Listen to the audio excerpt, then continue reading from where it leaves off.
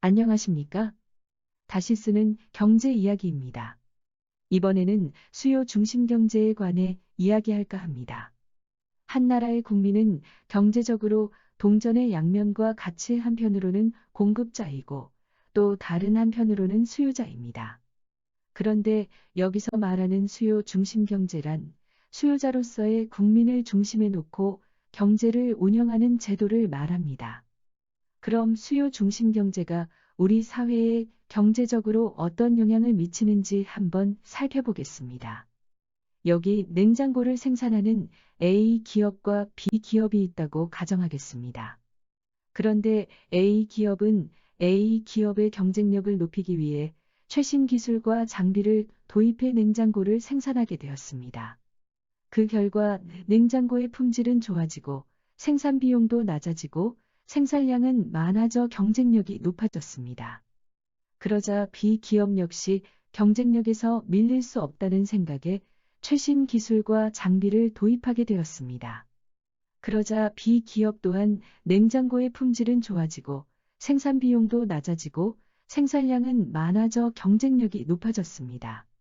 그러나 냉장고 수요에는 크게 변화가 없어서 A 기업과 B 기업의 공장 창고에는 냉장고 재고가 쌓이기 시작했습니다. 그래서 두 기업은 어쩔 수 없이 냉장고 가격을 내리고 기업의 구조조정을 통해 인력을 감축하게 되었습니다. 그 결과 사회 전체적으로 냉장고라는 재화의 가격은 내려가고 동시에 그 냉장고 산업에서 유휴 인력이 발생하게 되었습니다. 그러나 수요자들로서는 냉장고 가격이 내려간 만큼 추가 구매력을 확보하는 결과도 얻을 수 있었습니다. 다시 말해 그 사회에는 수요자들의 추가 구매력 확보와 유휴 인력의 발생이라는 현상이 동시에 나타난 것입니다. 그래서 추가 구매력을 확보한 수요자들은 그 추가 구매 능력을 다른 재화를 구매하는 데 사용하게 되었습니다. 그로 인해 다른 재화의 수요가 증가하면서 다른 산업의 고용이 늘어나고 냉장고 산업에서 발생된 유휴 인력이 직간접적으로 그 산업에 고용되게 되었습니다. 이와 같은 과정은 냉장고를 생산하는 산업뿐만 아니라 다른 모든 재화나 서비스를 생산하는 산업에도 그대로 적용됩니다. 바로 이것이 그 나라에 주어진 인원으로 생산하는 재화나 서비스가 많아지고 소비할 수 있는 재화나 서비스의 양도 많아지는 것입니다. 이것은 한 나라 경제 성장의 과정을 설명한 것입니다.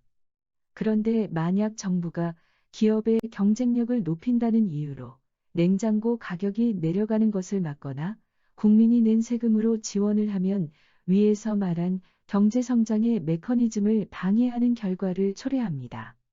이를테면 높아진 생산성과 효율성의 혜택을 직간접적으로 자본가가 거의 다 차지하게 되면, 즉 공급해야 할 쪽에서 추가 구매력을 거의 다 차지하게 되면 수요자들은 추가 구매력이 발생하지 않으므로 추가 수요가 발생할 수 없게 되는 것입니다. 과거 우리 사회가 노동집약적 산업에서 자본집약적 산업으로 옮겨가는 과정에서는 자본가가 확보한 그 추가 구매력을 자본확충에 사용함으로써 유휴 인력의 흡수나 경제 성장이라는 목표에 큰 문제가 발생하지 않았습니다. 그러나 지금의 우리 사회는 높아진 생산성만큼 자본확충이 일어나지 않고 있고 추가 구매력을 확보한 자본가는 그 추가 구매력을 해외 투자에 사용하고 있는 것이 현실입니다.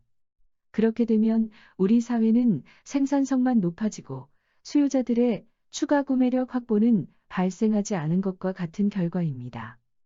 따라서 우리 사회의 생산성은 높아졌으나 높아진 생산성만큼 추가 구매력의 사용이 발생하지 않아 저성장이라는 문제와 실업이라는 문제가 쉽사리 해결되지 않는 것입니다.